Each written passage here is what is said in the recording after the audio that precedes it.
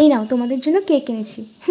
আরে মজা করছিলাম, তোমাদেরকে আজকে এই কেকের মতো দেখতে মোমবাতিটাই বানিয়ে দেখাবো। তার জন্য আমাদের অবশ্যই একটা মোমবাতি দরকার। আমার বাড়িতে বেশি মোমবাতি ছিল না, যার জন্য আমি মোমবাতি কিনে এনেছি। তো এটাকে ততক্ষণ অবধি গরম করব যতক্ষণ না এটা পুরোপুরি গলে যায়। দেখো, মোমবাতিটা দেওয়ার কিছুক্ষণের মধ্যেই আমার মোমবাতিটা কিন্তু অনেকটা গলে এসেছে। এটা মোটামুটি 5 মিনিটের মধ্যে পুরোটাই গলে যায়। এরপর আমি একটা হাতার পেছন দিকটা দিয়ে একটু নাড়িয়ে নিচ্ছি। মোমবাতির গায়ে যেহেতু একটু নোংরা ছিল, তো আমি ওই হাতাটা দিয়ে পরিষ্কার করে নিয়ে ওই সুতোগুলোকেও একটা চামচের সাহায্যে তুলে নিচ্ছি। যেহেতু আমি মোমবাতিটা একটু কালারফুল করবো, তো তার জন্য আমি একটু কালার অ্যাড করে নিচ্ছি। আমি এখানে প্যাস্টেল কালার ইউজ করেছি।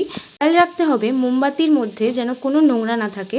যদি নোংরা থাকে সেটাকে তুলে নিতে হবে। সামনেই তো দীপাবলি, তার জন্য তোমরা এরকম একটা ক্যান্ডেল বানাতেই পারো বাড়িতে, বা এরকম ক্যান্ডেল বাড়িতে বানিয়ে কাউকে গিফটও করতে পারো। এরপর আমি একটা কাঁচের বোল নিয়ে নিয়েছিলাম এবং তাতে একদম নর্মাল জল নিয়ে তার মধ্যে কিছু কড়ি অ্যাড করে দিয়েছিলাম, আর যা যা ছিল আমার কাছে সেগুলো অ্যাড করে নিই। এরপর আমি ওই গলে যাওয়া মোমটাকে আমি জলের মধ্যে দেবো। একটু সাবধানতার সাথে করবে, একটু ফুটবে।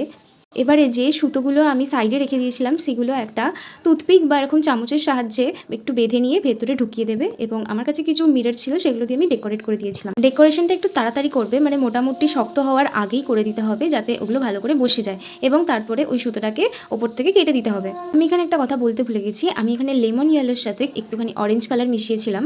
তার জন্যই আমার এই পুরো মোমটা এরকম পুরো কেকের মতো একটা কালার এসে গিয়েছিল। যদি কেউ না বোঝে তাহলে কিন্তু প্রথমে আগে কেক ভেবেই ওটা খেতে যাবে, বাট এটা অ্যাকচুয়ালি কেক নয়। দেখতে পাচ্ছ নিচে জল আছে আর ওপরে মোম। এটা কিন্তু অনেকক্ষণ ধরে জ্বলবে, যেহেতু নিচে জল আছে।